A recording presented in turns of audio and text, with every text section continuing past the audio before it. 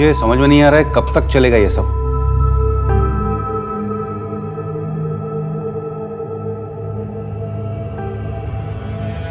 देखो बेटा, इतना हाइपर मत हो। जो भी हैं, हम एक फैमिली हैं।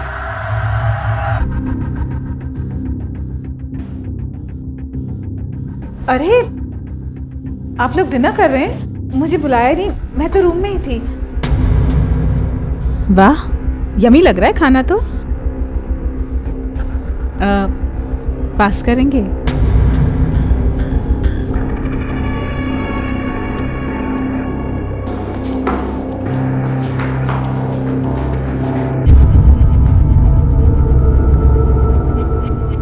निहारिका, देखो देखो, समझने की कोशिश करो। क्या समझने की कोशिश करूं विजय? क्या समझने की कोशिश करूं? विजय 1.5 साल हो चुका है, कितना इंतजार करूं? हाँ, ये सब करना था तो ये सगाई क्यों की? क्यों दी अंगूठी मुझे? तोड़ दो ना सगाई।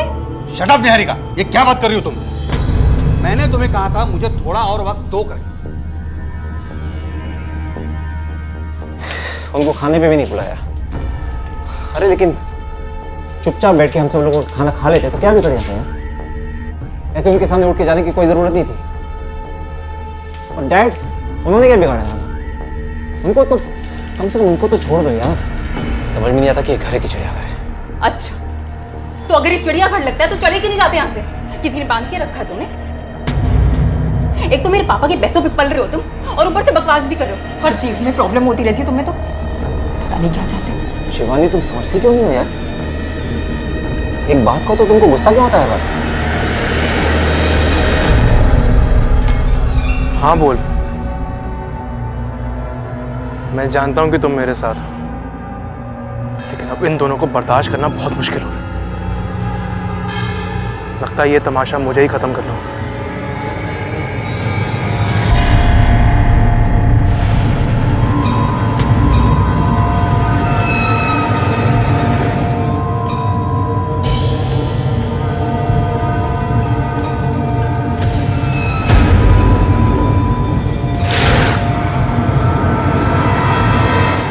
ये उसूल, ये नियम उस डोर की तरह से होते हैं जो हम इंसानों को, हमारे परिवारों को, हमारे समाज को बांधे रखते हैं, हमें निरंकुश होकर बिखरने से बचाते हैं। लेकिन कुछ परिस्थितियों में इस बंधन में हमारा दम घुटने लगता है, उसूल गलत लगने लगते हैं, नियम जिंदगी को बांधने की बजाय उसकी बर्बादी की वजह बनते नजर आते हैं। और एक सवाल जहन में बार बार उठता है कि नियम जिंदगी के लिए हैं या फिर जिंदगी नियमों की भेंट चढ़ जाने के लिए है।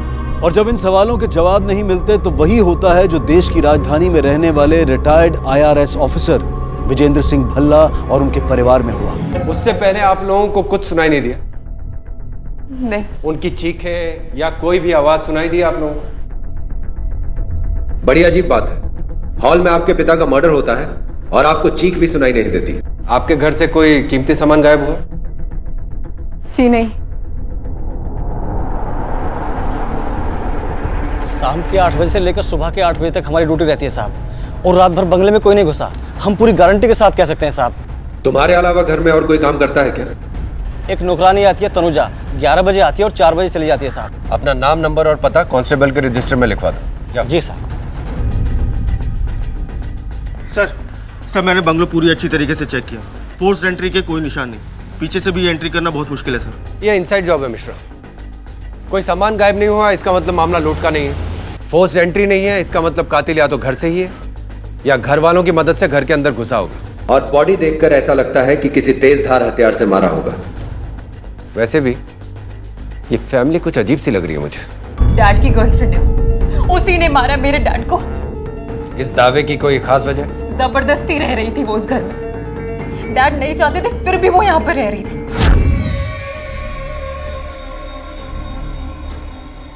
तुम अमल होगे और तुम शिवानी होगी, है ना? पर आप कौन है? लगता है विजय ने तुम लोगों को मेरे बारे में नहीं बताया। मैं निहारिका हूँ।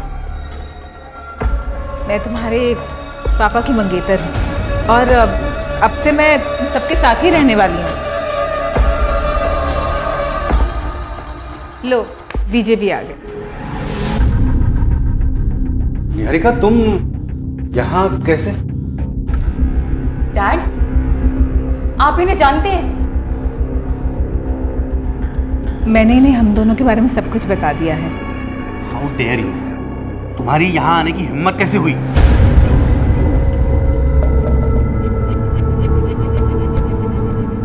इसमें प्रॉब्लम क्या है विजय?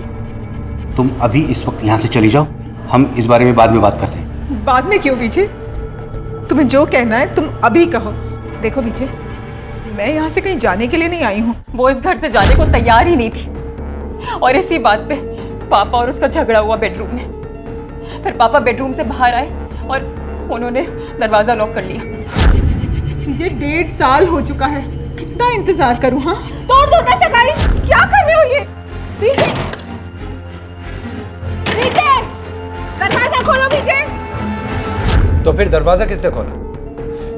हम लोगों की चीखने चिल्लाने की आवाज सुन के वो शोर मचाने लगे। फिर मेरी छोटी बहन आरती ने दरवाजा खोला। तो अगर वो बेडरूम में बंद थी फिर मर्डर कैसे कर सकती है?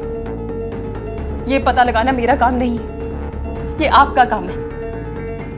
कुछ खास बात जो आप हमें बताना चाहती हैं इस मर्डर या अपने डैड के बारे में? डैड को आइसक्रीम बहुत पसंद है। मैं इस केस से रिलेटेड बात पूछ रहा हूँ, कुछ पता हो तो प्लीज हमें बताइए। नहीं, मैं नींद में थी जब उसने डैड को मारा। किसने? जिसने भी मारा होगा। अच्छा, वो जो निहारिका है, क्या तुम्हारे डैड का उससे रात को झगड़ा हुआ था? हाँ सर, रोज झगड़ा होता था। उस औरत की वजह से हमारी सारी फैमिली टेंस थी, तो जबरदस्ती हमारे घर में घुस गई, अब निकलने का नाम नहीं ले रही है। मुझे तो पूरा यकीन है सर, उसी ने मेरे डैड को मारा है। और कोई है जो रेगुलर बेसिस पे आपके घर में आता हो? और नहीं सर, और तो कोई भी नहीं है। क्यों? आपकी मेड वो रोज नहीं आती? और तनु तो सर रोज ही आती है, लेकिन वो हमारे घर में सालों से काम कर रही है। तनु या तनुजा? सर वो किसी पे शक है आपको? हम सब पर शक है सर, सारे लोगों पे। मेरी वाइफ शिवानी, आरती और कुलपी, तीनों नफरत करते थे सर उनसे।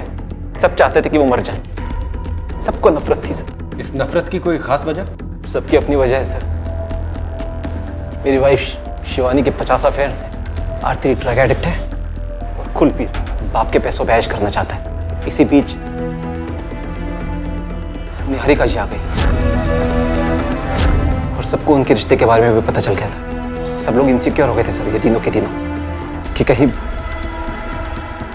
प्रॉपर्टी के ऊपर से उनका हक ना चला जाए। सर, निहारिका जी को होश आ गया है।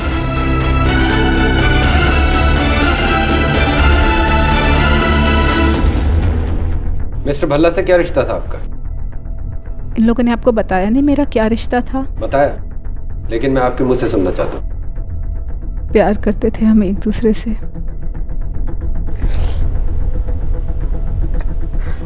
6 महीने पहले मंगनी हुई थी हमारी। तो आप लोगों ने अभी तक शादी क्यों नहीं की? विजय अपने बच्चों की मर्जी के बिना शादी नहीं करना चाहते थे। आई एम सॉरी, पर आप तो बिना शादी किए ही इनके साथ इनके घर में रह रही हैं। हाँ इंस्पेक्टर, मैंने सोचा कि अगर मैं यहाँ इनके साथ रहने लगूंगी तो बच्चे मुझे समझ पाएंगे, मुझे जान पाएंगे, मुझे अपना लेंगे और शादी के लिए हाँ कर देंगे। उससे पहले कि कुछ भी होता। मैंने सुना है आए दिन आपका और मिस्टर भल्ला का झगड़ा होता रहता था। कल रात भी आप दोनों के बीच में ऐसा ही एक झगड़ा हुआ था। हाँ, ये 1.5 साल हो चुका है, कितना इंतजार करूँ? हाँ, ये सब करना था तो ये सगाई क्यों की? क्यों दी अंगूठी मुझे? तोड़ दो ना सगाई। Niharika shut up! ये क्या बात कर रही हो तुम? वापस ले लो। क्यों आई थी तुम यहाँ पे? हाँ, मैंने तुम्हें कहा था मुझे और थोड़ा सा वक्त चाहिए। ठीक है, अगर हमें जरूरत पड़ेगी तो आपको फिर से क्वेश्चनिंग के लिए बुलाएंगे।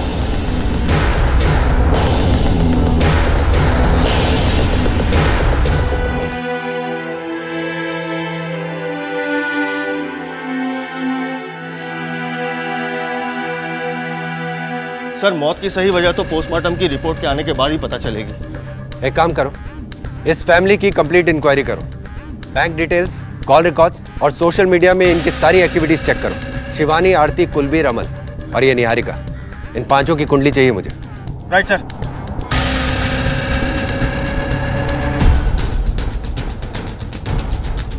एक्सक्यूज मी, ये शिवानी भल्ला आपके जिम में आती है ना?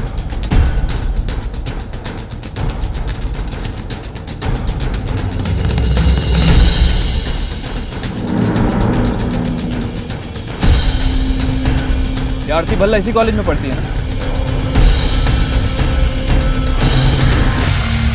एक इंपॉर्टेंट इन्फॉर्मेशन हाथ लगी है। भल्ला फैमिली की मेट तनुजा लापता है, उसका फोन भी नहीं लग रहा है सर। भल्ला से उसका पता पूछो और जाकर चेक कर। Right sir.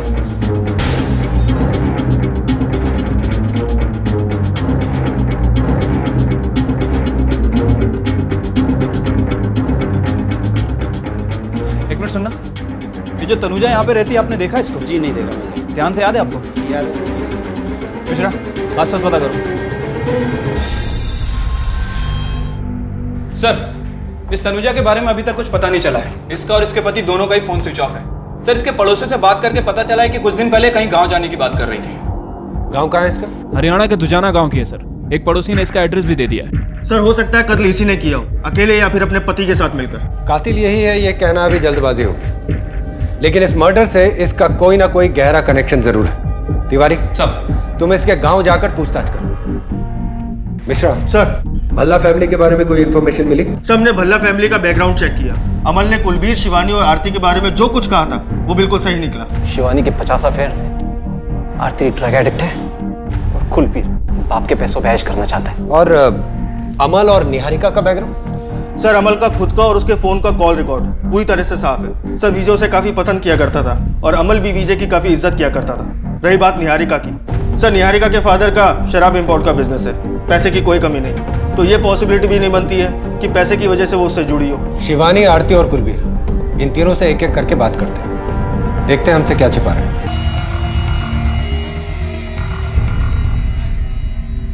विजय यानी कि विजेंद्र सिंह भल्ला खुशकिस्मत थे कि जीवन के इस मोड़ पर उन्हें निहारिका का साथ मिला, लेकिन उनके बच्चों को यह रिश्ता मंजूर नहीं था।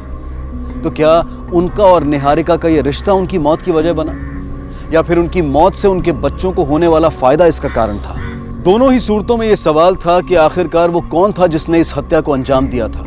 वो शिवानी, कुलबीर या आरती में से कोई एक था, या फिर विजेंद्र सिंह भल्ला के तीनों ही बच्चों ने मिलकर अपने पिता के खिलाफ ये साजिश रची थी, या फिर ये सब भल्ला परिवार की उस घरेलू नौकरानी तनुजा का काम था जो घटना के बाद से ही अपने पति के साथ फरार थी।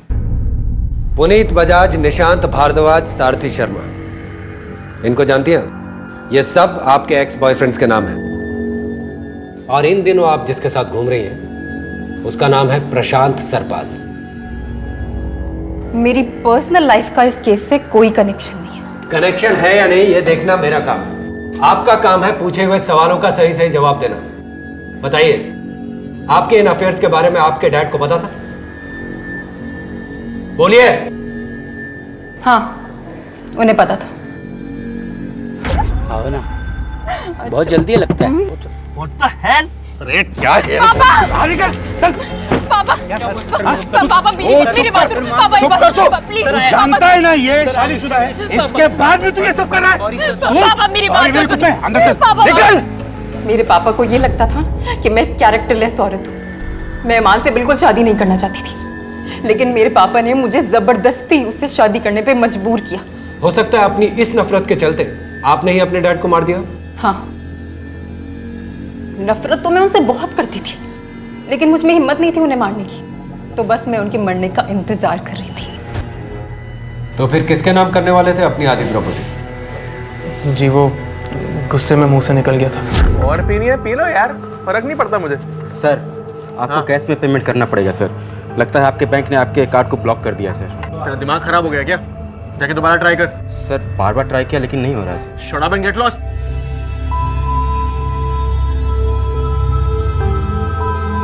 Hello dad. डैड, मैं अपने दोस्तों के साथ बाहर आया था और मुझे एक बिल पे करना है, लेकिन मेरा कार्ड डिक्लाइन दिखा रहा है। मैंने तुम्हारा क्रेडिट कार्ड ब्लॉक कर दिया है। ब्लॉक कर दिया मतलब? क्योंकि मैंने तुम्हें तुम्हारा क्रेडिट कार्ड तुम्हारी पढ़ाई के खर्चे पूरे करने के लिए दिया था, या अय्याशी करने के लिए नहीं। डैड,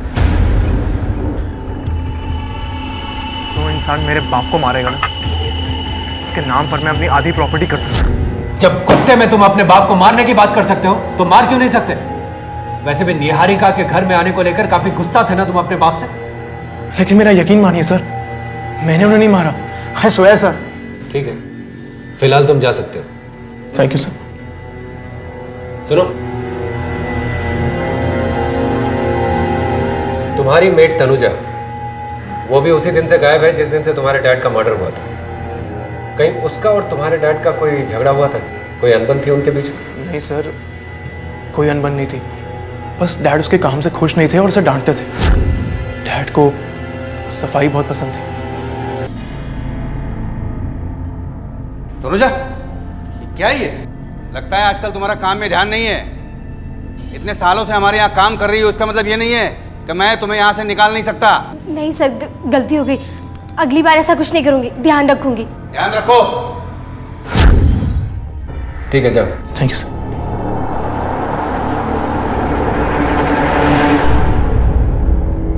आरती भल्ला, कौन से ड्रग की लत है तुम्हें और कब से? मैं ड्रग नहीं लेती सर, पता नहीं आपको किसने बोला। मैं पिछले कुछ दिनों से तुम कॉलेज नहीं जा रही हो, जान सकता हूं क्यों?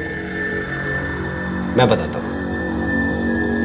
क्योंकि तुम्हारे ऊपर बहुत सारा उधार था उन ड्रग पेडलर्स का जो तुम्हारे कॉलेज के बाहर खड़े रहते थे। वो अपने पैसे के लिए तुम्हें प्रेशराइज कर रहे थे जो तुम्हारे पास थे नहीं, इसलिए तुमने कॉलेज जाना छोड़ दिया और घर पर जाकर बैठ गई।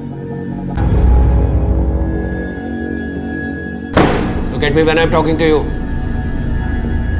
तो कैसे चुकाने वाली थी ये उधार तुम?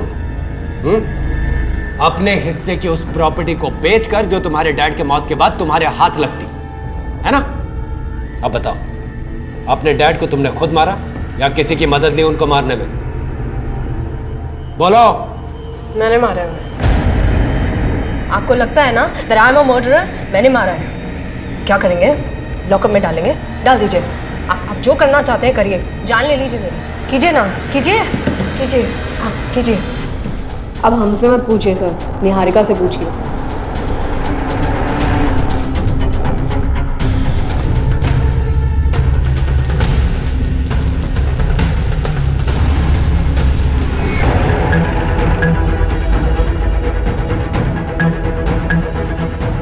ये तनुजा और उसका पति यहीं आए ना?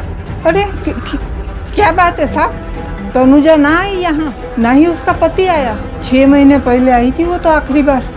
सर अंदर तो कोई भी नहीं है। क्या बात है सर? कुछ नहीं। वैसे आप कौन है? माँ हूँ मैं उसकी। ठीक, चलो। हेलो।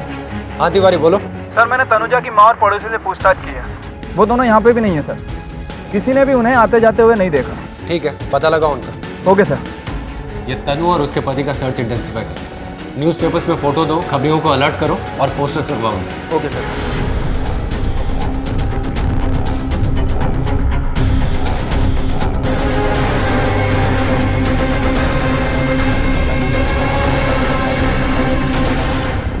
तुमने बताया ना पुलिस को हमारे बारे में? तुमने उनको ये बोला ना कि तुम्हें हम पे शक है कि हमने डैड को मारा है? मुझे पता है कि इसने ऐसा क्यों किया। हो सकता है कि किसी और ने नहीं बल्कि इसी ने मारा और डैड को। इस प्लानिंग के साथ ये सारा का सारा इल्जाम हम पर लगाकर पूरी की पूरी प्रॉपर्टी अपने नाम कर लेगा। क्यों?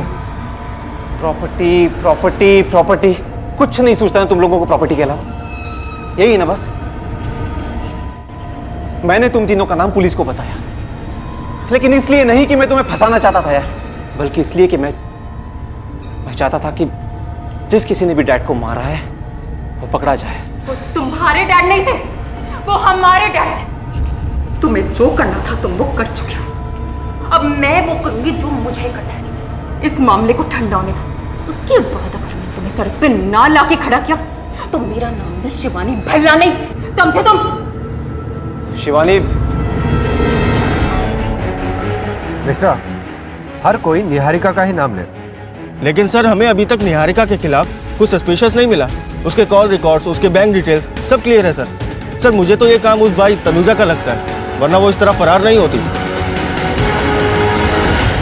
सर पोस्टमार्टम की रिपोर्ट आ चुकी है। सर इस रिपोर्ट के हिसाब से शरीर पे घाव की वजह से मौत हुई थी। सर, जिस हथियार से ये घाव किया गया था वो काफ़ी तेज़धार और लंबा रहा होगा। सर, ये तो कहना मुश्किल है कि कौन सा हथियार होगा, लेकिन उन्होंने सजेस्ट किया कि शायद तलवार हो सकती है। तलवार?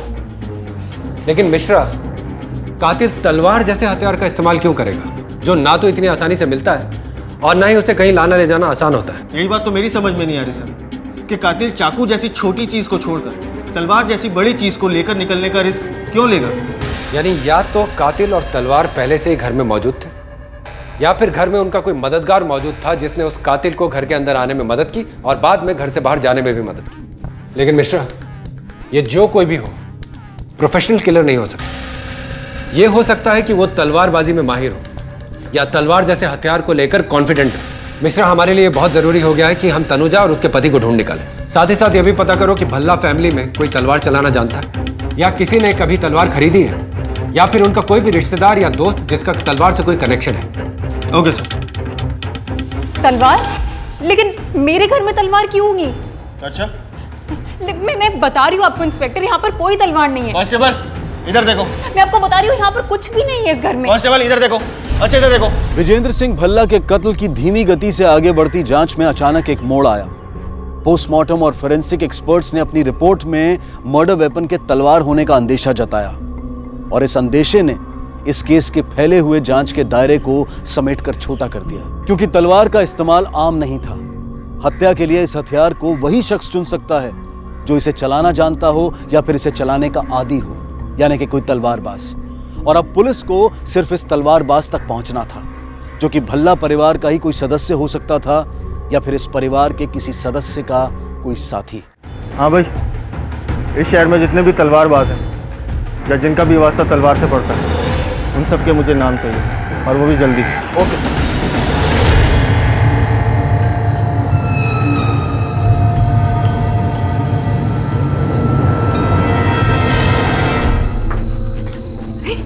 ये क्या चल रहा है? मेरा सामान, मेरे कपड़े।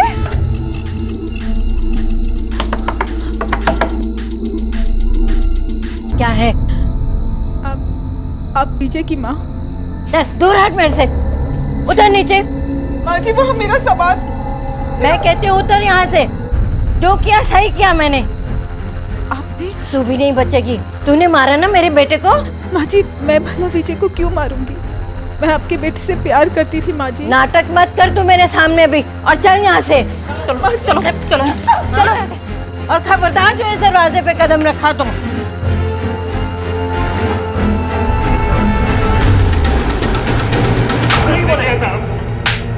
चल सच सच बता, तलवार और तनुजा कहाँ है, वरना तेरे बदन से चमड़ी उधेड़ दूंगा। कौन सा तलवार साहब?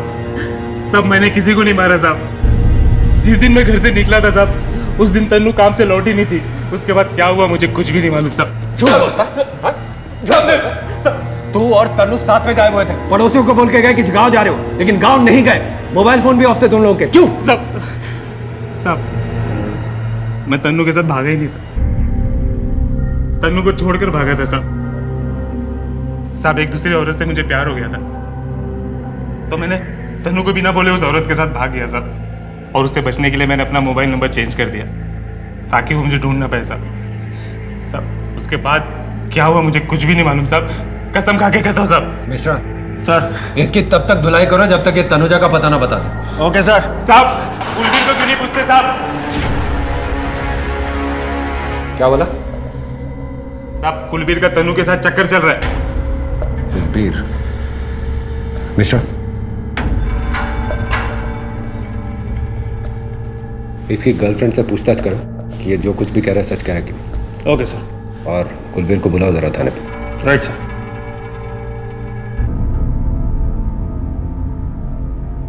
पापा, हट, दूर हट। पापा, तू विजय मर गया ना वो? अच्छा ही हुआ जो वो मर गया।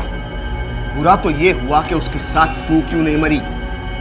मेरे लिए तो तू उसी दिन मर गई थी जिस दिन तू मेरा घर और मुझे छोड़कर गई थी। चल चल निकल यहाँ से। चल। मैं कहाँ जाऊंगी आपके बिना? मेरा इस दुनिया में आपके सिवा कौन है पापा? प्लीज जा उस फल्ले के पास। मैं अभी ऑफिस जा रहा हूँ, शाम तक लौटूंगा। तब तक तू मेरा घर छोड़कर चली जाना, समझी? शक्ल मत दिखाना अपनी। पापा, पापा। सर मुकेश की गर्लफ्रेंड गौरी से बात, वो सच बोल रहा है, उस दिन वो उसी के साथ था। मतलब इस कुलबीर से ही हमें तनुजा का पता लगाना पड़ेगा। Yes sir. तनुजा कहाँ है? मैं आपको कह चुका हूं ना, मुझे नहीं पता। झूठ बोलता, झूठ बोलता। तेरा और तनुजा का चक्कर था कि नहीं? हाँ सर, मेरा और तनु का चक्कर था। तो फिर ये बात तूने हम लोगों को पहले क्यों नहीं बताई? क्योंकि मेरी फैमिली को पता लग जाता सर। मैं नहीं चाहता था कि उन्हें पता लगे, बहुत बदनामी होती है सर। एक तो तुम अपने डैड से नफरत करते थे, अपने बाप के पैसे पे अय्याशी करते थे ना तुम। अगर घर से निकल जाते तो सड़क पे आ जाते। इसीलिए अपनी तनुजा के साथ मिलके तुमने अपने बाप को मार दिया, है ना? मार दिया ना उनको। और तनुजा से कहा कहीं जाके छिप जाए, जब मामला ठंडा होगा तो तुम उसे वापस बुला लोगे, है ना? यही हुआ था ना? नहीं सर, डैड को तो क्या, किसी को भी हमारे चक्कर के बारे में नहीं पता सर। ना ही मैंने डैड को मारा है और ना ही मुझे पता कि तनुजा कहां पर है। तुमने तनुजा का भी मर्डर कर दिया है ताकि हमें लगे कि वो तुम्हारे डैड का मर्डर करके गायब हो गई है और तुम साफ साफ बचकर निकल जाओ।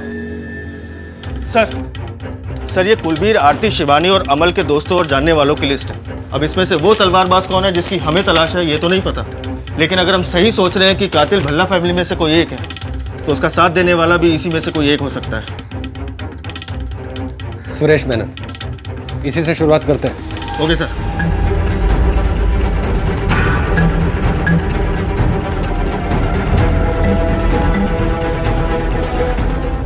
शिवानी और आरती के जो गड़े मुर्दे हमने अब तक उखाड़े हैं, उससे हमें मर्डर का कोई स्ट्रॉन्ग कनेक्शन नहीं मिला। शिवानी के एक्स्ट्रा मैरिटल अफेयर्स के बारे में उसके डैड जान चुके थे और उसे जायदाद से बेदखल करने के बारे में कह रहे थे।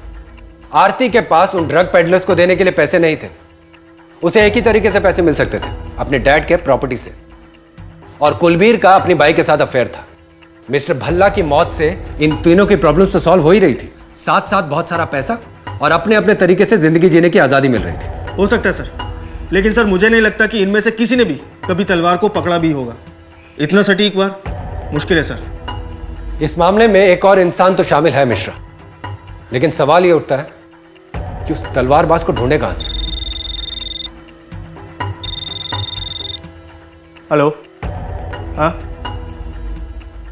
Okay sir, Niharika. अभी मैंने फोन रखा ही था और आप लोग आ गए। पढ़ो। प्यारे पापा, मेरा प्यार अधूरा रह गया। विजय की फैमिली ने भी मेरी अच्छाई को नाटक का नाम दिया और आखिर में जब मैं लौटकर आपके पास आई तो आपने भी मुझसे अपने सारे रिश्ते को नकार दिया। जिंदगी जीने के लिए अब कोई बहाना नहीं बचा, इसलिए मैं जा रही। आपकी निहारिका।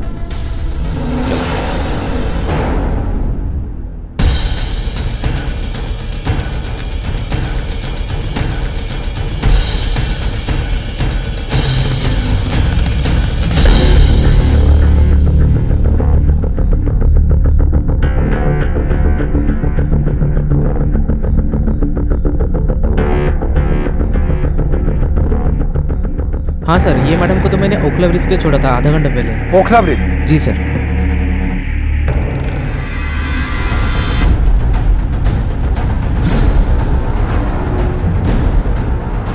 सर सर, वो औरत।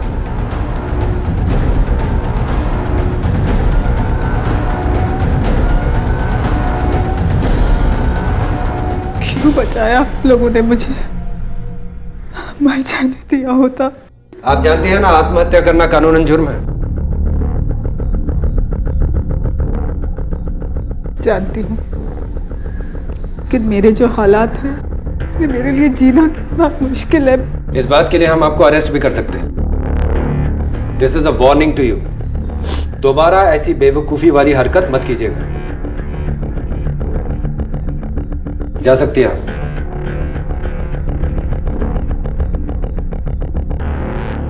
मिस्टर सर, नजर रखो इस पर। Okay sir.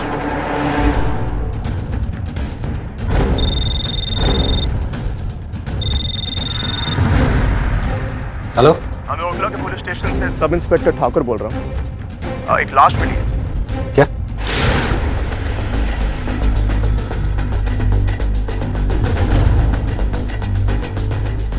सर, आपके थाने से किसी तनुजा नाम की लड़की के फरार होने का अलर्ट आया था।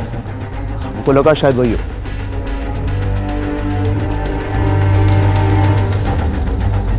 इसकी गर्दन पर भी किसी धारदार हथियार से वार किया गया है मिश्रा, और अगर ऐसा है तो हो सकता है कि यह भी उसी तलवारबाज का काम हो।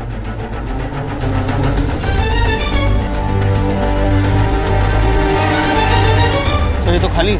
एक काम करो, बॉडी को पोस्टमार्टम के लिए भेजो। Okay sir. सर, तनुजा की गर्दन पे किया गया वार बहुत कुछ वैसा ही है जैसे भल्ला के ऊपर किया गया था, लेकिन सर उसकी लाश के पास से मिला वो खाली पर्स, वो इस कहानी में कहीं फिट नहीं बैठता। सर उसके पर्स में ऐसा क्या रहा होगा जो कातिल चुरा ले गया?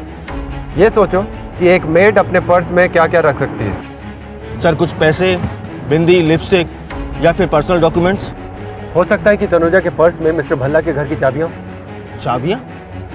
मैं कुछ समझा नहीं सर। तनुजा बरसों से मिस्टर भल्ला के घर में काम करती थी, तो जाहिर है कि उसके पर्स में मिस्टर भल्ला के घर की चाबियों का एक सेट तो होगा ही। मुझे लगता है तनुजा का मर्डर मिस्टर भल्ला के घर की चाबियों के लिए ही हुआ है।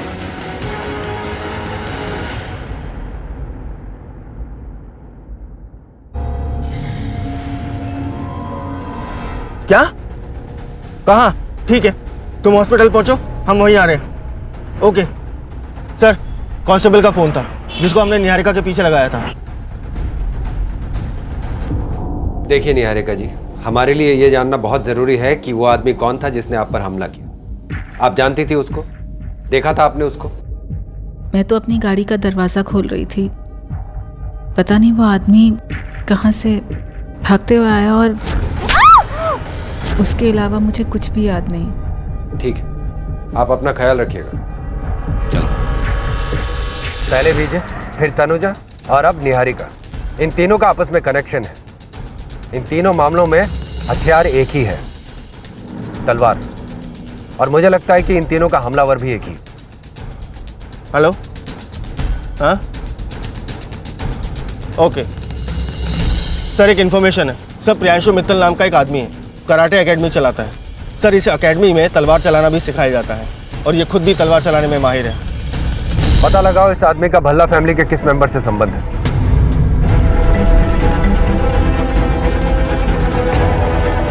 Students, class dismiss. सिंह, तलाशी लो।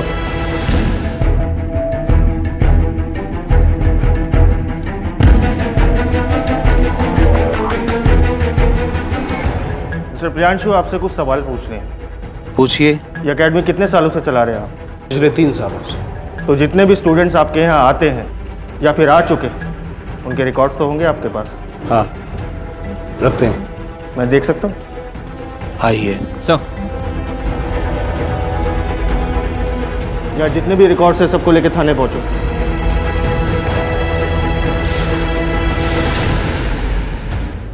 तुम्हारी तलवार तो हमें मिली गई, अब फोरेंसिक से भी ये जल्दी ही पता चल जाएगा कि उसमें फिंगरप्रिंट्स और ब्लड इंप्रेशन किसके हैं।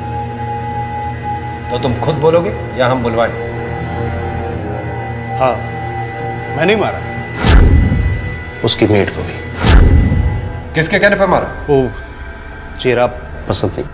और निहारिका पे अटैक क्यों किया तुमने? ऐसे दो लोगों की जान ले ली और मजाक लग रहा है तेरे को? मजाक लग रहा है तुझे? हाँ सर, 3 साल पहले शिवानी इस प्रियांशु के एकेडमी की स्टूडेंट थी सर। पूछताछ में पता चला कि शिवानी का इसके साथ भी चक्कर था। तुम्हें तलवारबाजी सीखने की क्या जरूरत थी? तलवार? मुझे तलवार नहीं चलानी आती। झूठ बोल रहे हो तुम। प्रियांशु मित्तल को जानती हो? हाँ जानती हूँ, मेरा बॉयफ्रेंड पुनीत उसकी कराटे एकेडमी में था। हम रिलेशनशिप में थे और पापा के डर से मैंने वो कराटे क्लासेस ज्वाइन की थी। प्रियांशु मित्तल ने मिस्टर भल्ला और तनुजा का कत्ल किया है और उसने ये बात कन्फेस की है। हमें पूरा यकीन है कि वो अकेला नहीं था।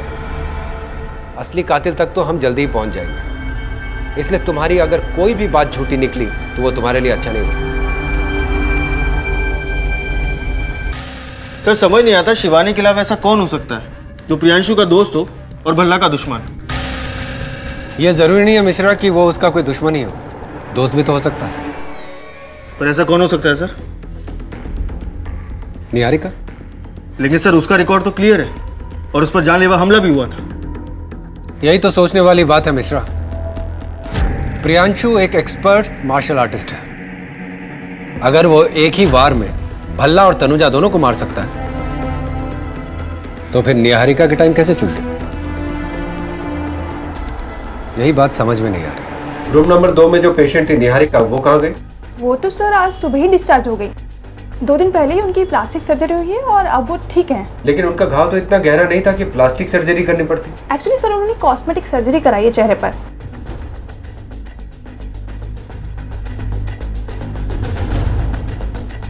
उन्होंने डॉक्टर आहूजा से अपॉइंटमेंट कब ली? Just a second.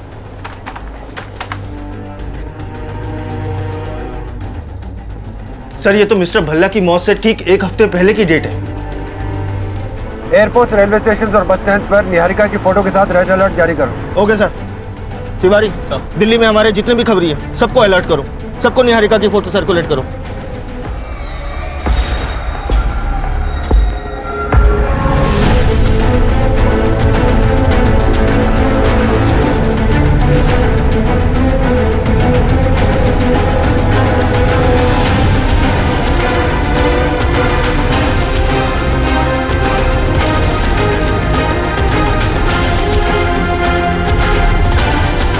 तुम जानते हो कि तुम्हारा खेल अब खत्म हो चुका है, इसलिए तुम्हारी भलाई इसी में है कि तुम सब सच सच बता दो। तुम्हारे कहने पे प्रियांशु ने भल्ला को मारा था ना? क्यों किया तुमने ऐसा? मैं विजय से प्यार करती थी, शादी करना चाहती थी मैं उससे, लेकिन वो समाज और अपने बच्चों के डर से वो मुझे अपनाने को तैयार नहीं था। पूरे 1.5 साल इंतजार किया मैंने उसका। फिर मेरी मुलाकात प्रियांशु से हुई। प्यार हो गया था निहारिका से मुझे, लेकिन वो विजय ना तो उसे अपना रहा था और ना ही उसे छोड़ रहा था। इस बात से वो बहुत परेशान थी, डिप्रेशन में जी रही थी और ये मुझको बर्दाश्त नहीं हुआ। मैंने एक आखिरी कोशिश की थी अपने प्यार को बचाने के लिए। अपना घर छोड़कर, अपने डैड से लड़कर मैं उसके घर जा पहुंची। सोचा था वो मेरा साथ देगा, लेकिन वो भी अपने बच्चों की तरह मुझे बेइज्जत करने लगा। तभी मेरा प्यार उसके लिए गहरी नफरत में बदल गया। मैंने सोच लिया मैं विजय को जान से मार दूंगी, लेकिन ये सब मैं अकेले नहीं कर सकती थी।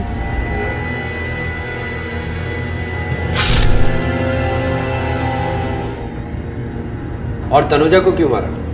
विजय के घर की चाबियों के लिए? विजय के घर में रहते हुए मैंने चाबियां पाने की बहुत कोशिश की, लेकिन विजय और उसके बच्चे इतने शातिर थे कि चाबियों को हाथ तक नहीं लगाने दिया उन्होंने मुझे। और तभी मेरी बात तनु से हुई। हर इंसान को अपने तरीके से अपनी पसंद से जीने का हक होता है, लेकिन विजेंद्र सिंह भल्ला ने अपने बच्चों को, उनकी चाहतों को समझकर उन्हें सही रास्ता दिखाने की बजाय अपने पिता होने के हक का गलत इस्तेमाल किया और अपने बच्चों को उस रास्ते पर चलाना चाहा जो उन्हें सही लगा। और नतीजा ये हुआ कि जीवन के जिस मोड़ पर उन्हें अपने बच्चों की सबसे ज्यादा जरूरत थी, उनके बच्चों ने उनका साथ देने से इनकार कर दिया। वो अपने पिता के अकेलेपन को समझ ही नहीं पाए और जीवन में अकेले पड़ चुके मिस्टर भल्ला भी अपने बच्चों और समाज के खिलाफ जाकर निहारिका का हाथ थामने की हिम्मत नहीं दिखा पाए। और अपने बच्चों को ना समझ पाने के बाद निहारिका के प्रति अपने फर्ज को ना समझ पाने की वो दूसरी भूल कर बैठे, जिसने निहारिका के सच्चे और गहरे प्यार को उनके लिए नफरत में बदल दिया। जीवन के किस पड़ाव पर की गई हमारी कौन सी भूल कब हमारे सामने आकर हमें सजा देगी, इस बात की भविष्यवाणी करना आसान नहीं है। इसलिए बेहद ज़रूरी है कि हम जीवन के नियमों को समझें, उनका पालन करें और अपने उन रिश्तों को कमज़ोर होने की बजाय मजबूत बनाएं जो हमारे जीवन की असली पूंजी होते हैं। नाजायज़ रिश्ते, नाजायज़ तरीके कब किसी इंसान को गुनाह की दहलीज पर लाकर खड़ा कर देते हैं, इस बात का अंदाज़ा नहीं लगाया जा सकता। सपने देखना, कामयाब होना, बेहतर जिंदगी पाना, यह हर किसी के लिए जायज़ है, लेकिन नाजायज़ हैं वो तरीके जो झूठ और फरेब की बुनियाद पर इख्तियार होते हैं। किसी और की मेहनत पर अपने उज्जवल भविष्य की कामना रखना रेत के उस महल की तरह से है जो समंदर की लहरों से कभी भी बिखर सकता है। और ऐसी ही पहेली है हमारा आज का क्राइम पेट्रोल डायल 100 का एपिसोड, जिसमें किसी एक के फरेब ने कई लोगों की जिंदगी को खतरे में डाल दिया।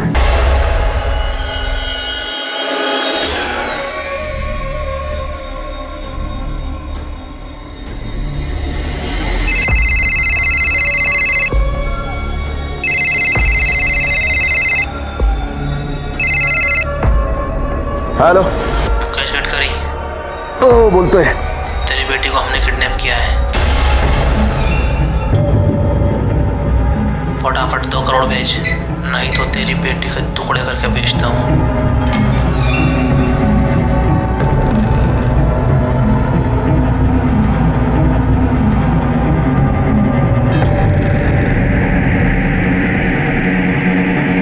ए शाने सुन, ये फोन रख, समझा? और वापस इस नंबर पे फोन किया ना तो फोन के अंदर घुस के मारूंगा तुझे। ये फैशन के चोचले बंद कर, पढ़ाई पे ध्यान दे। दिन ब दिन बिगड़ती जा रही है तू। क्या हुआ? अपनी लाडली बेटी को संभाल, वैसे भी माहौल खराब है आजकल।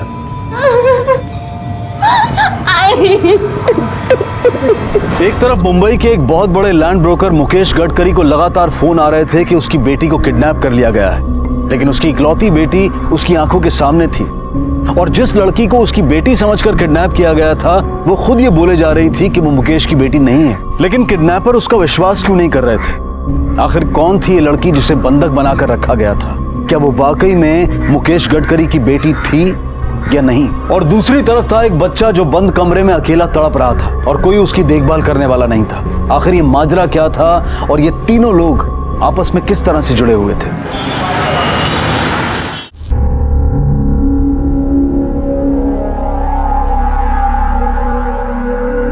पता चला कौन लोग हैं और क्यों परेशान कर रहे हैं आपको?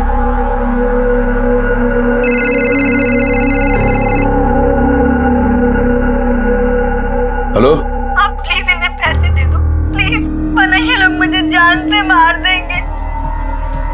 आप जानते नहीं ये लोग कितने खतरनाक है।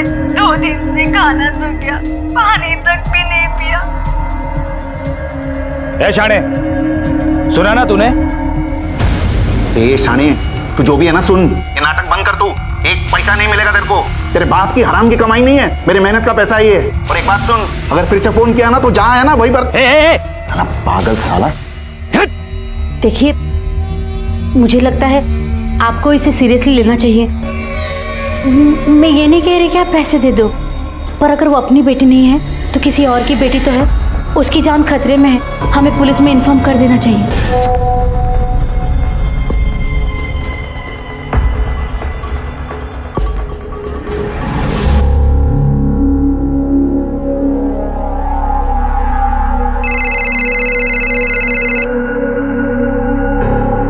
हेलो, मेरा तोहफा देखा तूने?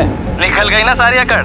अब सुन, अगर पैसों का इंतजाम नहीं हुआ ना तो ऐसे ही इंस्टॉलमेंट में टुकड़े टुकड़े कर कर तेरी बेटी को तेरे पास भेजूंगा। कितने पैसे चाहिए?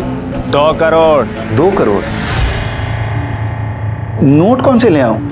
मतलब सीक्वेंस में नहीं होने चाहिए, राइट? और कहाँ पैसे पहुंचाने होंगे? किसी सुनसान जगह में। और मैं पुलिस को भी नहीं बताऊंगा, वरना तुम तो मेरी बेटी के टुकड़े कर दोगे। अरे वाह, तू तो बड़ा खिलाड़ी निकला। एकदम पहुंची हुई चीज है तू। अब सुन, पैसे कहाँ और कब लेके आने वो जगह मैं तुझे बताऊंगा। तू पैसों का इंतजाम कर। बिल्कुल, तुम जहां बोलोगे वहां पैसे पहुंचा दूंगा मैं।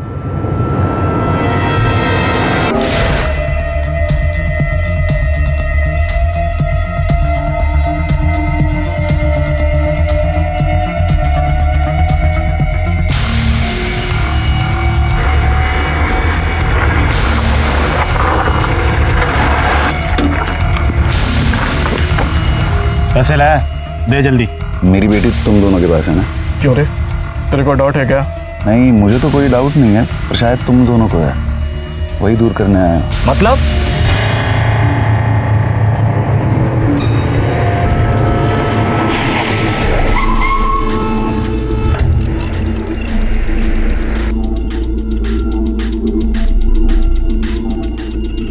अंकल, ज्यादा शाणा बन रहा है तू?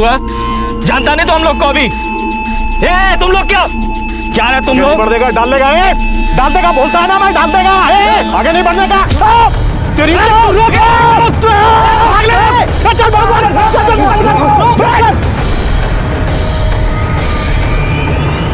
रुको, 2 करोड़ तो ले जाओ। इस केस में सवालों की लंबी लिस्ट थी। आखिर मुकेश पुलिस के पास ना जाकर इस मामले को इतना हल्का क्यों समझ रहा था, वो भी किडनैपर्स द्वारा कटी हुई उंगली का फोटो भेजने जैसे वाकये के बाद। देखने से तो यही लग रहा था कि मुकेश को उस लड़की की जान खतरे में होने का कोई फर्क नहीं पड़ रहा था। क्या मुकेश का और उस लड़की का कोई संबंध था? और दूसरी तरफ वो बच्चा कौन था जो अकेले ही तड़प रहा था, रो रहा था, खेल रहा था? इन दोनों कहानियों का आपस में कोई संबंध था भी या नहीं, और इसका अंत क्या होने वाला था वो तब सामने आता जब कोई इन सवालों के जवाब तलाश करता, लेकिन उसकी किसी को पड़ी ही नहीं थी। और इसी अनदेखी में एक दिल दहला देने वाला वाकया हुआ।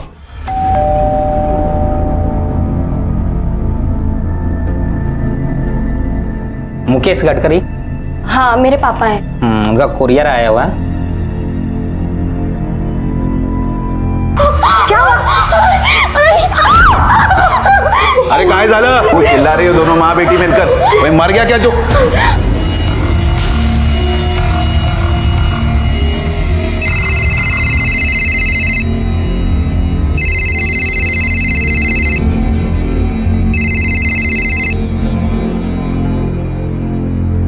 हेलो, क्या हुआ?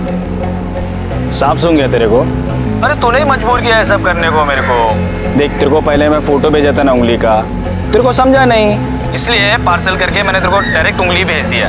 अभी भी सुधर जा, पैसे भेज फटाफट, नहीं तो अगली बार मुंडी भेजूंगा, समझा?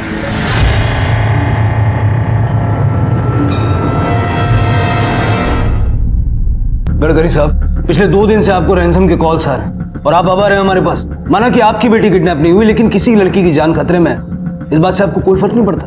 नहीं सर, ऐसी कोई बात नहीं है। मुझे लगा कि कोई मेरे साथ मजाक कर रहा है, इसलिए। आपको किडनैपर्स लगातार 2 दिन से कॉल्स कर रहे हैं। लड़की की आपको आवाज सुनाई गई, यहाँ तक कि उंगलियां काट के उन्होंने भेज दी। तब भी आपको ये लगता है कि वो मजाक कर रहे हैं? अगर आपकी खुद की बेटी होती तब भी आपको ये लगता कि मजाक कर रहे हैं? आपकी लापरवाही की वजह से एक लड़की की जान खतरे में। Do you understand? सॉरी साहब, पर मैंने इतना सब कुछ सोचा नहीं। यही प्रॉब्लम है, ज्यादातर लोग अपने जिम्मेदार नागरिक होने का फर्ज नहीं निभाते। वो नंबर बताइए जिससे आपको फोन आया था। सर, वो हमेशा अलग अलग नंबर से फोन करता था। मला वाटलं कोई मजाक कर रहा है, इसलिए मैंने नंबर सेव नहीं किया। पर हाँ, ये वो नंबर है जिससे लास्ट रैंसम कॉल आया था। यांचा मोबाईल सर्व्हरला टाका आणि यांचे कॉल रेकॉर्ड्स पण काढा। अब अगर आपको किडनैपर्स का फोन आता है तो आप सबसे पहले हमें इन्फॉर्म करेंगे, समझा? हो साहब। आइए मेरे राणे, ट्रेस करो वो कुरियर कहाँ से और किसने भेजा। सर, मुझे लगता है कि हमें मुकेश के ऊपर भी नजर रखनी चाहिए, क्योंकि हो सकता है कि वो ये लापरवाही जानबूझकर कर रहा हो। और सबसे पहले हमें यह भी पता करना चाहिए कि अगर मुकेश की बेटी उसके घर पर ही है तो किडनैपर उसे रैंसम कॉल क्यों कर रहा है। राणे, केस हमारे लिए बहुत ही डिफिकल्ट है, क्योंकि ना ही हमारे पास लड़की का चेहरा है और ना ही कोई आइडेंटिफिकेशन। लड़की कौन है, कहाँ से है, क्या करती है, हमें कुछ नहीं पता। सिर्फ इतना पता है कि किडनैपर समझते हैं कि वो मुकेश गडकरी की बेटी है। अब हमें ये पता करना होगा कि क्या वाकई मुकेश गडकरी का उस लड़की से कोई संबंध है या फिर किडनैपर्स को गलतफहमी हुई। किडनैपर्स किसी भी हद तक जा सकते हैं। मुकेश पे दबाव बनाने के लिए वो लोग ऑलरेडी लड़की की उंगलियां काट चुके हैं। लड़की की लाइफ डेंजर में रहने, it's a big challenge for अस।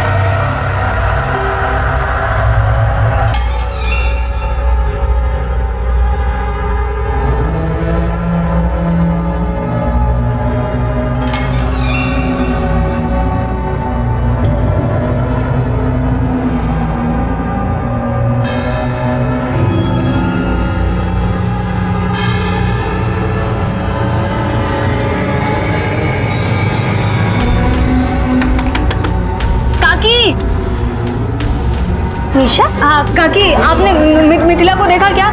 मिथिला को? हाँ। नहीं रे, उसे तो कई दिनों से मैंने देखा ही नहीं इधर।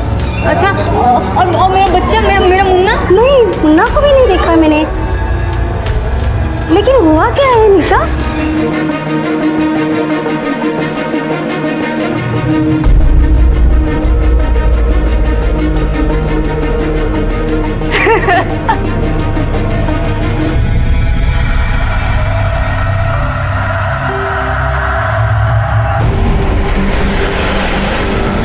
ये पार्सल तुम्हारे सेंटर से कुरियर किया गया? जी सर। जिस आदमी ने ये पार्सल भेजा, क्या तुम उसे पहचानते हो? सर ऐसा तो मैं नहीं कह सकता है, क्योंकि यहाँ पे दिन में 1000 लोग आते हैं कुरियर करने। देखो, ये पार्सल एक किडनैपिंग केस से जुड़ा हुआ है। तुम्हें कोई भी ऐसी चीज याद है जो तुम्हें संदिग्ध लगी हो? हाँ सर, याद है। वो आदमी चेंज लेना भूल गया था। मैं थोड़ी देर उसकी राह भी देखी थी। जब वो नहीं आया तो उसने मुझे जो कांटेक्ट नंबर दिया था, मैंने उस पर फोन ट्राई किया, लेकिन वो स्विच ऑफ बता रहा था। अगर हम उस आदमी का स्केच बनवाते हैं तो तुम उसका हुलिया बता सकते हो? हाँ जरूर सर। यही था वो? हाँ सर, लगभग ऐसे ही दिखता। ठीक है राणे, ये स्केच मुंबई और पुणे के सारे पुलिस स्टेशन में सर्कुलेट करवा दो, और एक बार चल के मुकेश और उसके परिवार को भी दिखा दो। आप पहचानते हैं इसे? जी नहीं। आप लोग जरा गौर से देखिए, किडनैपर्स में से ये एक है। सर मैं सच कह रहा हूँ, मैंने पहले इसे कभी नहीं देखा। मुकेश जी, आपके हिसाब से किडनैपिंग के साथ में आपकी कोई लिंक नहीं, फिर वो लोग बार बार रैंसम के लिए आपको ही कॉल क्यों कर रहे हैं? क्यों उसको आपकी बेटी बता रहे हैं? है कौन वो लड़की? सर मुझे नहीं पता, मैं खुद परेशान हो चुका हूँ।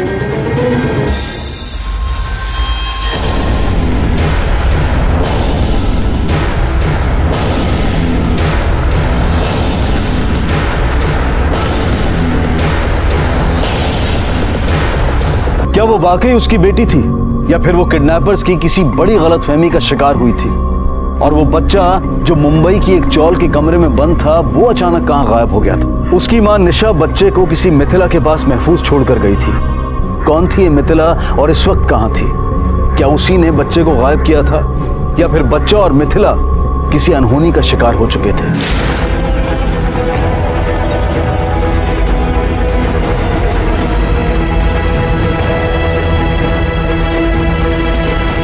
मुकेश गडकरी को रैंसम कॉल तूने किए थे ना? कौन गडकरी साहब? मैं किसी गडकरी को नहीं जानता साहब। मैं बीवी बच्चे वाला आदमी हूँ। ये किडनैपिंग मैं क्यों करूंगा साहब? ये नंबर तेरा ही है ना? ये नंबर मेरा नहीं है साहब। तो किडनैपर के पास तुम्हारा नंबर कैसे आया? मुझे क्या मालूम साहब, मैं अनपढ़ आदमी हूँ साहब, मजदूरी करके अपना पेट पालता हूँ साहब। सर, इनका 1.5 साल का बच्चा गायब हो गया। सर सब जगह देखा, कहीं भी नहीं मिला। आप बैठिए। आप लोग ये बताइए कि आपका बच्चा कब गायब हुआ? सर, मैं फिल्म लाइन में हेयर ड्रेसर का काम करती हूँ। अभी 3 दिन पहले लोनावला में मेरा 1 दिन का शूट था, तो मैं मेरी सहेली मिथिला, जो चौल में हमारे घर के ऊपर वाले माले पर रहती है, उसके पास अपना बच्चा छोड़ कर गई थी। लेकिन सर, शूट 1 दिन की जगह 2 दिन और बढ़ गया। और सर, जब आज 3 दिन बाद मैं घर वापस आई तो देखा मेरा बच्चा और मिथिला दोनों गायब हैं। आपके पास दोनों की कोई फोटो तो होगी ना? हाँ है।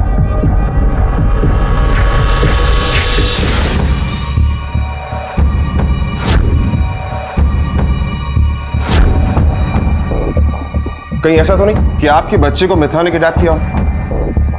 आप लोगों के पास कोई रैंसम की कॉल तो नहीं आई ना? सर हमारे बच्चे को अगवा करके किसी को क्या मिलेगा? हम कोई अमीर आदमी नहीं है। वो तो मुन्ने को बहुत प्यार करती थी। बाबू, ये देखो मौसी क्या लाई।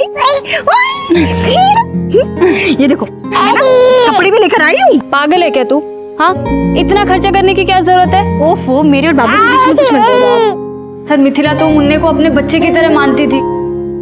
आप तो शूटिंग पे थे, लेकिन आप कहाँ थे? सर मैं अपनी कंपनी के काम से बड़ौदा गया था। मैंने इसे बोला मैं वापस आ जाता हूँ। इसने बोला नहीं, बच्चे को मिथिला संभाल लेगी, और मैं इसकी बात मान गया। सर, मेरे बच्चे को और मिथिला को ढूंढ दीजिए। अगर मेरा बच्चा नहीं मिला तो मैं मर जाऊंगी। आप फिक्र मत कीजिए, हम जल्दी ढूंढ निकालेंगे। सर, जिन नंबरों से मुकेश को रैंसम कॉल किए गए हैं वो सारे फेक आईडी पर खरीदे गए हैं, और किसी भी नंबर का दोबारा इस्तेमाल नहीं हुआ। ये सारे नंबर लगभग 1 महीने पहले खरीदे गए हैं। सबसे अहम बात यह है कि पुणे के आउटस्कर्ट्स एरिया से सारे कॉल किए गए हैं, क्योंकि सबके मोबाइल टावर अलग अलग दिखाई दे रहे हैं। इसका मतलब है कि ये किडनैपर्स जो है वो नौसिखिए नहीं है, बल्कि प्रोफेशनल्स हैं।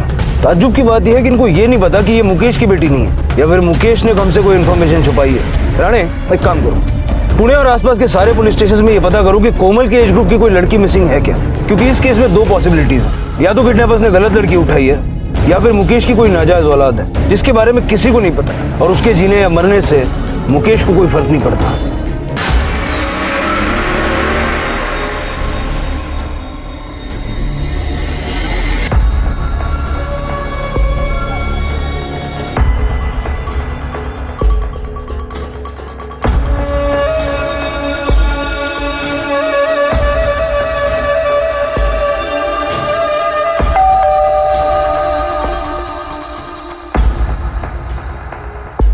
मधुरा कहाँ है?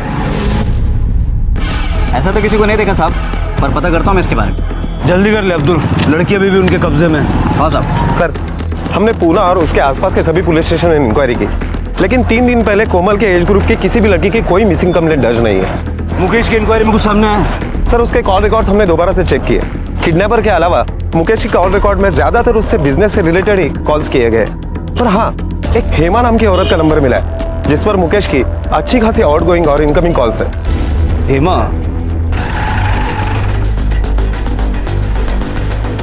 साहब ये हमारा घर? हाँ, और वो ऊपर मिथिला रहती है।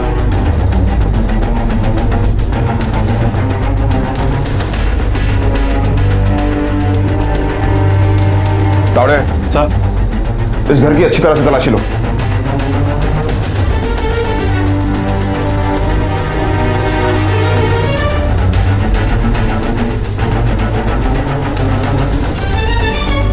तावड़े तो ये तो मिथिला का पोर्टफोलियो है। सर, कुछ नहीं मिला। साहब, मैंने ना मिथिला को देखा है ना उसके बच्चे को देखा है। इतनी बड़ी चौल में किसी ने उसे आते जाते नहीं देखा। साहब, 3 दिन पहले चौल से बाहर जाते हुए मैंने तो उसे देखा था, पर मालूम नहीं वो वापस आई भी या नहीं। जब 3 दिन पहले आपने मिथिला को जाते हुए देखा था तो उसके साथ में कोई छोटा बच्चा भी था क्या? नहीं साहब, बच्चा नहीं था, पर बच्चे की रोने की वक्त मिथिला की जाने के बाद ही आ रही थी। आपको क्या लगता है बच्चे की किडनैपिंग मिथिला ने की होगी? नहीं साहब, वो तो बहुत अच्छी लड़की थी, मुंडा से बहुत प्यार करती थी। तावड़े, पूछताछ से तो यही लग रहा है कि मिथिला ने शायद बच्चे की किडनैपिंग नहीं की। उसने नहीं किया तो किसने किया? तेरी सहेली है ना वो, हमेशा बोला था ना तेरे को कि बच्चा किसी के पास छोड़ के मत जाना। अरे माँ बाप से ज्यादा अपने बच्चे की कोई देखभाल कर सकता है, लेकिन तू नहीं समझी।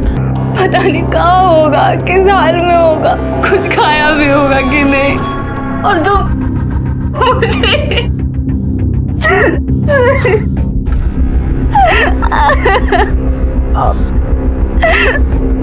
मिस्टर गडकरी, ये हेमा कौन? कौन हेमा सर? मैं इस नाम से किसी को नहीं जानता। चलिए मैं बता देता हूँ हेमा कौन है। हेमा वही है जिससे आप घंटों फोन पे बातें करते हैं, हफ्ते में 4-4 दिन उसके घर जाते हैं। इसका गवाह है उसकी बिल्डिंग का सीसीटीवी। अब याद आया हेमा कौन है? अब ये बताओ कि उसके साथ तुम्हारा रिश्ता क्या है?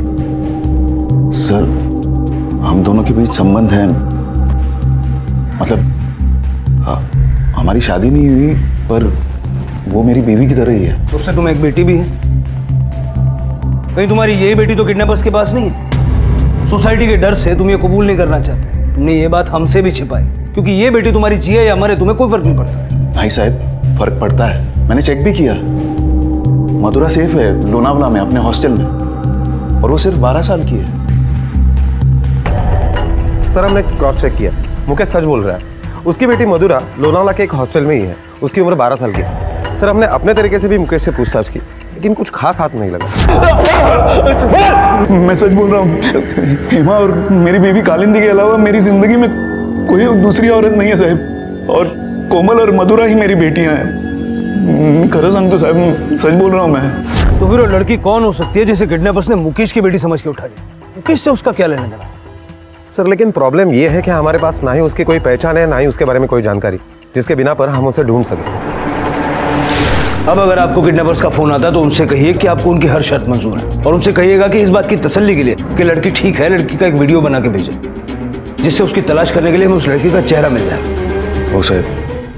Okay, thank you sir. जिस लड़की की मिसिंग कंप्लेंट दर्ज हुई है उसका आइडेंटिफिकेशन हो गया है।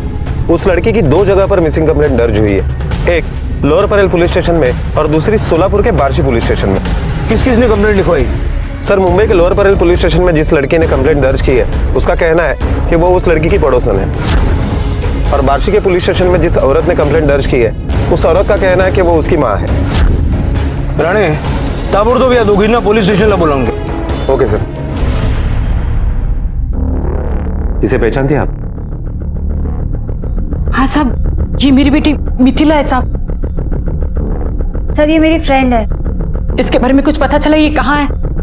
आपकी बेटी को किसी ने किडनैप कर लिया है। क्या क्या? और सब मेरा बच्चा, कहीं उसे भी किसी ने? देखिए, आपके बच्चे के मिथिला के साथ होने के चांसेस बहुत कम हैं, क्योंकि किडनैपर्स ने अभी तक किसी बच्चे का जिक्र नहीं किया। वो तो यहाँ मुंबई आई थी एक्टिंग करने के लिए। आपकी बेटी का नाम मिथिला मुकेश गडकरी है ना? नहीं साहब, मेरी बेटी का नाम मिथिला सुरेश मार्शिकर है। हाँ सर, उसका नाम मिथिला मुकेश गडकरी है। हमारे चौल में सब उसे इसी नाम से जानते हैं। निशा के मुताबिक लड़की का नाम मिथिला मुकेश गडकरी है, जबकि उसकी माँ का कहना है कि उसका नाम है मिथिला सुरेश बार्शिकर। राणा, इस लड़की के नाम के पीछे कुछ तो है जिसका हमें पता लगाना होगा। मिथिला, मेरी बात सुन बेटा, तू यहीं रह के कुछ काम देख ले। इतने बड़े शहर में तू क्या करेगी? हाँ ओफो माँ, तुम डर भी रही हो और इतना सारा सामान भी दे रही हो। अरे वजन हो जाएगा, कैसे लेकर जाऊंगी मैं? आज तुझे मेरी बात समझ में नहीं आ रही है। कल जब वहां माँ नहीं होगी ना तुम्हारे साथ, तब इन्हीं चीजों में तू मुझे ढूंढेगी। मुझे पता है तू अपने खाने पीने का ख्याल नहीं रखने वाली है। माँ, मैं तुझे बहुत मिस करूंगी। पता है, वहां मुझे बिना बोले समझने वाला कोई भी नहीं होगा। तभी तुम्हें बोल रही हूँ ना, फिर एक बार सोच ले, यही रुक जा। माँ, मुझे जो करना है वो यहाँ पे नहीं हो सकता। मेरा करियर मुंबई में है। मुझे एक कामयाब इंसान बनना है, खूब नाम कमाना है, खूब पैसे कमाने हैं। ऐसे रोते हुए मत भेजो ना, खुशी खुशी भेजो। ठीक है, अगर तेरी यही इच्छा है तो तू चल। मैं जानती हूँ तेरे सारे सपने पूरे होंगे, तू बहुत बड़ी कलाकार बनेगी। गणपति पापा तेरी सारी इच्छाएं पूरी करेंगे।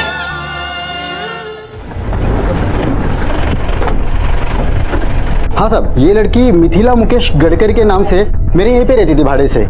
सब ये मेरा घर है, यहीं पे रहती थी वो सब। और ये देखिए, ये एग्रीमेंट जो है ना भाड़े का, उसमें यही नाम है। ये मिथिला लड़की कैसी है? सब बड़े बाप की औलाद है, कैसी रहेंगी? थोड़ी लापरवाह है और भाड़ा भी टाइम से नहीं देती थी, लेकिन मैंने उसको कभी कुछ बोला नहीं। क्यों? सब मुकेश गडकरी की लड़की है, बड़ा आदमी है वो। इस लड़की को पहचानते हो? हाँ, ये तो मिथिला है, यहीं पर रहती है। पूरा नाम क्या है उसका? का मिथिला मुकेश गडकरी। मुकेश गडकरी इतना बड़ा आदमी होने के बावजूद उसकी बेटी ऐसे एरिया में रह रही है। आप लोगों ने उसे पूछा क्यों नहीं? बड़े आदमी के चौथले साहब, सुना है कुछ फिल्म में काम कर रही है, उसमें गरीब का रोल मिला है उसको। गरीब आदमी कैसे रहता है ये देखने के लिए इधर आइए साहब। हाँ सर, मिथिला को सबसे पहले चांस मैंने ही दिया था। अमीर बाप की बेटी थी, कास्ट करते समय बोली कि उसका बाप थोड़ा बहुत फाइनेंस कर देगा। मैंने भी सोचा कि उसके बाप के पैसे से पिक्चर बना लेंगे, लेकिन कहाँ सर, वो तो मेरे पैसे लेकर भाग गई। सर, ये मिथिला तो खुद एक फ्रॉड निकली। किसी बड़े आदमी का नाम इस्तेमाल करके उसकी बेटी बनकर ये लोगों को बेवकूफ बना रही है। लेकिन उसने ये नहीं सोचा कि ये खेल उसे कितना महंगा पड़ सकता है। हो सकता है कि किडनैपर को भी यही लगा हो और इसीलिए उसने उसे उठा लिया और रैंसम कॉल गडकरी को करने लगा। अजीब बात यह है कि मिथिला और निशा के बच्चे के गायब होने की किसी को भनक तक नहीं लगी। सर, मेरे गले से एक बात नहीं उतर रही है कि मिथिला यूं ही मुकेश गडकरी का नाम यूज नहीं करेगी। मुझे तो लगता है इन दोनों में जरूर कोई संबंध है। मुकेश गडकरी क्यों? शहर में और भी तो बड़ी हस्तियां हैं। वहिनी, मिथिलाने तुम्हाला मनी ऑर्डर पाठवली आहे। हे घ्या, याच्यावर अंगठा लावा।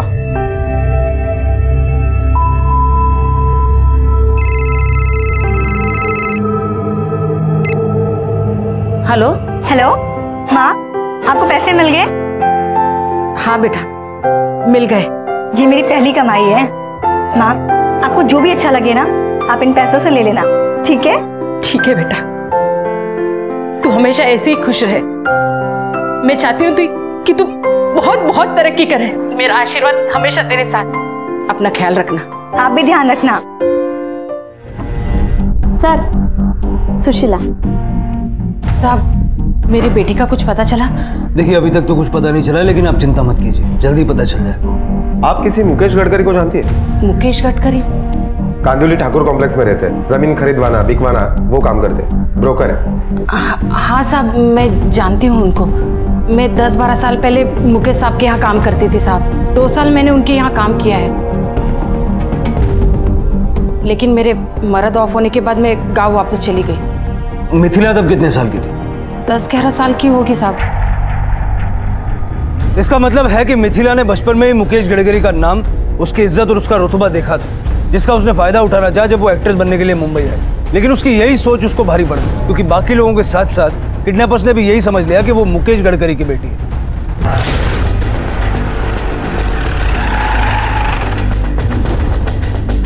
सलाम साहब, जिस आदमी की स्केच दी थी आपने, वो आदमी रेड लाइट एरिया में दिखा है और किसी लड़की को बेचने की बात कर रहे हैं। और हाँ साहब, उस लड़की के हाथ की उंगलियां भी कटी हुई हैं। सलाम साहब। इसका मतलब है कि किडनैपर्स को पता चल गया कि मिथिला मुकेश गडकरी की बेटी नहीं है और अब वो मिथिला को बेच के जितना पैसा हाथ लगे कमाना चाहते हैं। राणे तैयारी करो, अब की बार ये लोग बचने नहीं चाहिए। Okay sir. तुम्हारी चौल की एक औरत निशा का बच्चा गायब है, तुम्हारी दुकान चाल के एंट्री पर है। क्या तुमने किसी को बच्चा ले जाते हुए देखा है क्या? नहीं साहब, ऐसा कुछ नहीं देखा, मगर साहब उसको एक बार जरूर खटकी है। कौन सी बात? वो निशा की पड़ोसी है ना उर्मिला काकू, उनके यहाँ कोई बच्चा नहीं है। वो दिन वो बच्चे का सामान, डायपर, खाने पीने की चीजें लेकर गई। तभी मैंने उससे पूछा ये किसके लिए, तभी मुझे वो बोली मेरे बेटी के बच्चे के लिए, जबकि साहब उसकी बेटी कई महीनों से यहाँ आई नहीं है।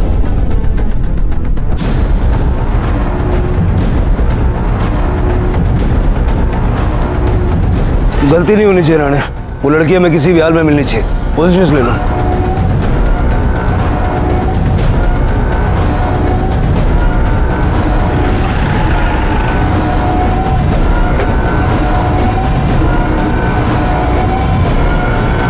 यही सर।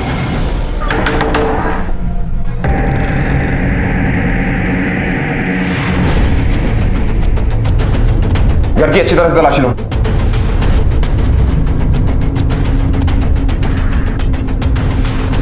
उठाओ इन सबको। सर, ये खिलौने मिले। चल बता, बच्चे को कहां छुपाया है? साहब, कौन सा बच्चा और आप किस बच्चे की बात कर रहे हैं? साहब, मैं कुछ समझा नहीं। तावड़े, सर समझा इसे। ये देख तेरे कॉल रिकॉर्ड। सुरेश मिश्रा नाम के आदमी से तू लगातार बात करता है, जानता है ना वो क्रिमिनल है, चाइल्ड ट्रैफिकिंग की केस में वो वांटेड है। और जब से निशा का बच्चा गायब हुआ है तब से तो उस वांटेड सुरेश मिश्रा से लगातार टच में है। अब आगे की कहानी तो खुद बताएगा, क्योंकि अगर हम तेरे से पूछेंगे तो बड़ा अफसोस होगा तुझे बाद में। बोल।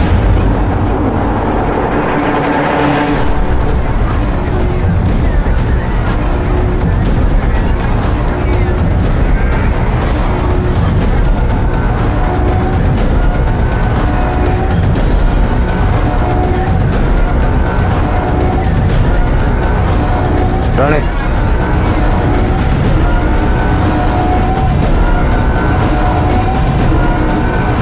ए रुक, शक्ल देगा इसकी। कौन है तू? तेरे को क्या मतलब? पुलिस। अरे साहब, ये यहीं की लड़की है, अभी अभी कस्टमर के पास से ही वापस आई है। हाँ साहब, चेहरा बगा इसे।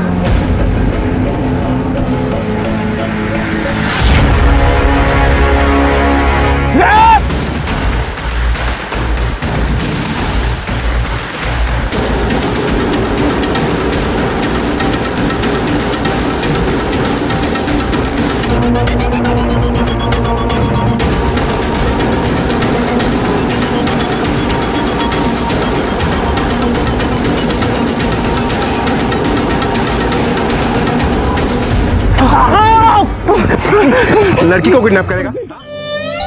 मिथिला, माँ मिथिला, किसी को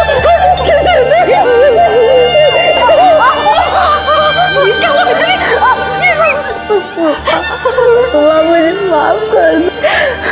कामयाब इंसान बनने की सिर्फ मार दी मैंने मुकेश गडकरी का नाम ले लिया और झूठ बोलने की ये सजा पाई।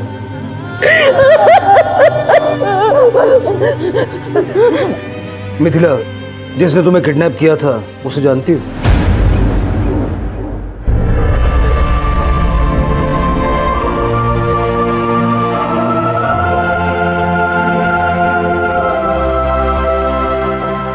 साहब, आपको बहुत बहुत धन्यवाद। आपकी वजह से हमारा बच्चा हमें मिल गया। मैंने तो उम्मीद ही छोड़ दी थी। उम्मीद तो मैंने भी छोड़ दी थी।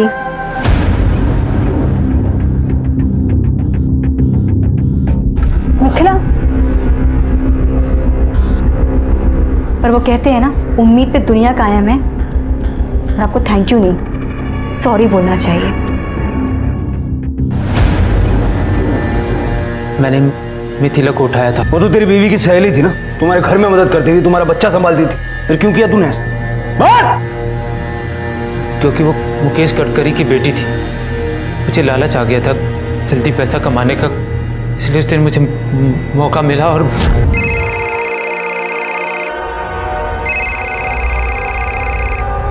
हेलो। हाँ मिथिला, मैं गौतम बोल रहा हूँ। हाँ दादा। अरे जो मेन रोड के बाहर जो कॉफी शॉप है ना, उधर आ। मेरे दोस्त का जानकार प्रोड्यूसर बैठा हुआ है उधर, बस 5 मिनट के लिए अपनी शक्ल दिखा के चली जाए। पर दादा, बाबू तो अकेले हैं घर पर। थोड़ी देर की बात है, बाहर से दरवाजा बंद करके आ जा। अरे इतनी बड़ी अपॉर्चुनिटी नहीं मिलेगी तुझे।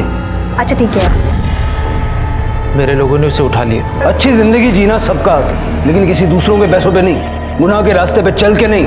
और अगर ये बात तेरी समझ में आ गई होती ना, तो इस वक्त तू अपने बीवी बच्चे के साथ होता। अब जेल में सड़। सर एक मुकेश गडकरी का नाम इस्तेमाल करने की धोखाधड़ी ने मिथिला के जीवन को खंडित कर दिया और गौतम के अपने परिवार को गलत तरीकों से अच्छा जीवन देने की धारणा ने उसे अपने परिवार से दूर रहने की सजा इनाम में दिलवाई। गौतम को मिथिला को अगवा करने के लिए और निशा के पड़ोसियों को उसके बच्चे को अगवा करने और बेचने के लिए गिरफ्तार किया गया।